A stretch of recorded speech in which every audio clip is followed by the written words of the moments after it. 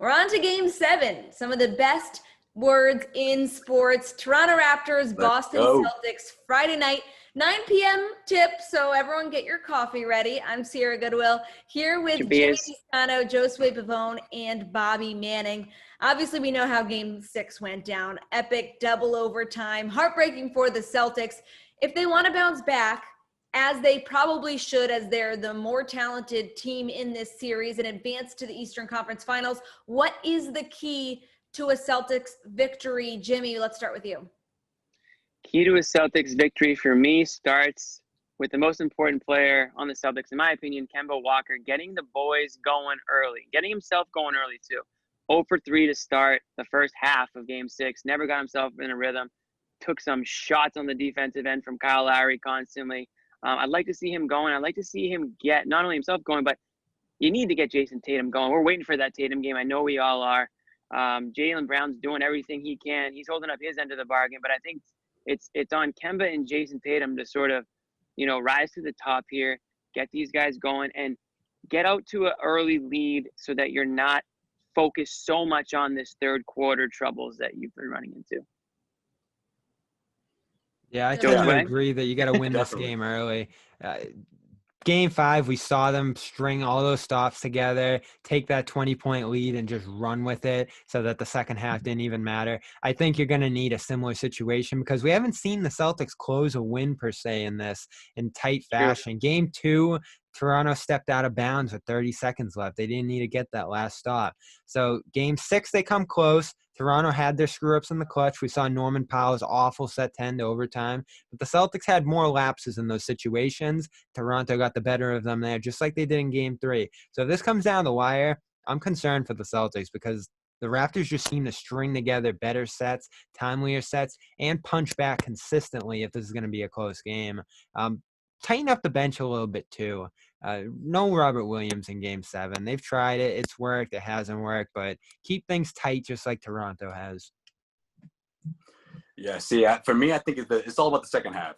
I think between these two teams, the first half, the way either team gets out, it just seems to even itself out by the second half. And that's because what's been going on throughout the third quarter. Now, the Celtics have to get going in the third quarter.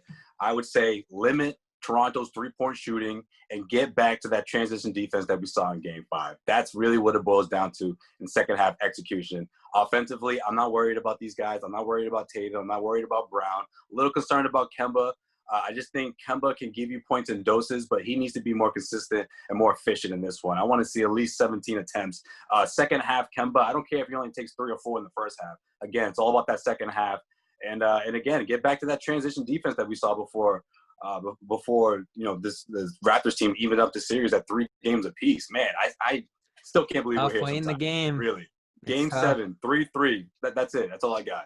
Well, we all know I predicted Celtics in 6, so I think Jimmy did as well. So Jimmy we're going to move predicted on. a couple of different things. My original was Celtics in 7. I made every prediction possible. We're going to move on to just game 7, and we're going to go around the horn with our predictions. I somehow don't have a good feeling about this for the Celtics. I don't know why. Wow. I just feel like they haven't been able to string together 2 excellent games in a row. But who knows? I am feeling like, Bobby, you're going Raptors, or am I wrong? It's going to be the Raptors. I hate to say it. Bobby's on the ballot now. Love to say it. You love to say it. No, I hate to see it because I want to keep doing these shows, all the rest. But well, you're going to keep doing your own Raptors show, I think. Yeah, I should, right? Well, I'll have an easy team to root for going forward if the Raptors win this. But I'm concerned. Bobby's so torn. Well, I'm torn because of this. There's one reservation I have about the Raptors. They burnt themselves out tonight. No bench at all in that second half. 50-plus minutes for Lowry and some of these others, older players, veterans. Are they going to have enough to go deep in a game and not burn out? Because Lowry had nothing left in that double overtime when he pulled out that bucket to win it. So it's in 2 days. Not a lot of time to recover. The Celtics are younger. If anything bodes well for Boston, it's that. But something intrinsically about this Raptors team, they come through when they need to. So I'm sticking with them.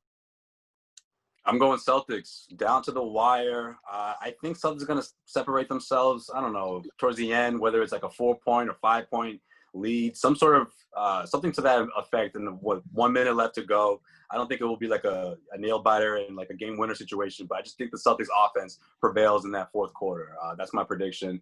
I'm buying a little bit into that, Bobby, about the minutes and those really adding up. Just for someone like Lowry, because I mean, 53 minutes is a lot for any player, but for Lowry, it's more like you put like 65 minutes kind of effort that you would see from somebody else. So it's a whole different game when we're talking about Kyle Lowry. So I do think he'll run out of gas a bit here. He's going to need his teammates to pick things up on both ends. Yeah, I'm gonna keep my original prediction of Celtics in 7. I did switch it 12 times, but originally it was Celtics in 7, so it'll only make sense for me to keep it.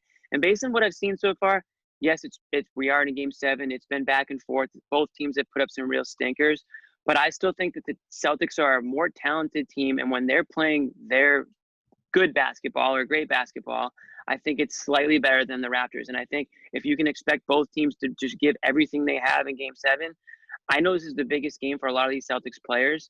I'm thinking and I'm hoping that they can rise to the challenge. This is why they brought Kemba Walker here, right? Cardiac Kemba. This is, moments like Jaylen Brown and Jason Tatum. This, they have some playoff experience, but this is going to be their biggest game yet. And I'm thinking that they can rise to the challenge here. And listen, the path is there for them to go all the way to the NBA Finals. So I'm hoping that they can take advantage of it. Well, Cardiac Kemba's got to be out in full force. That's for sure. Get that UConn jersey out, Sierra.